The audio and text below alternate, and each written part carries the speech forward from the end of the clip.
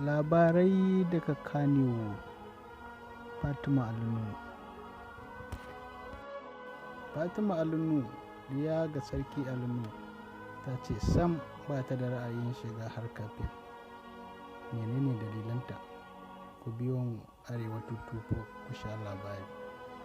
Idan wannan ne shigowarka na farko wannan channel tamu, ka danna mana alamar subscribe, sannan ka danna alamar kararrawa domin idan mun sa sababbin shirye-shiryen mu sanar da kai. Mun gode. Fatima Alinu ta kara da cewa duk da mahaifinta sarki ne kuma ginshiki a cikin shirin harkar fim ɗin Hausa wato Kano, ita gaskiya ba ta da wannan ra'ayi. Ita hankalinta ya fi karkata ne a ɓangaren ɗinki, make-up na mata, sannan karatunta.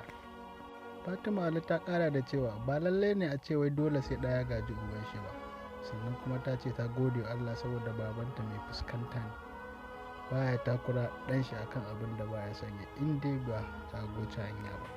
Ta kara da cewa ba wai ba na son harkar fim ba saboda wani abu ba ne, kawai saboda kangin ra'ayin kaina ne, da fatan mutane za su yi min kyakkyawan fahimta. Mun gode. Domin samun zafafan labaranmu, ku biyo mu Arewa 224 ku sha labari. Ku danna mana alamar subscribe, sannan ku danna alamar ƙararrawa domin sanar da ku sababbin shirye-shiryenmu.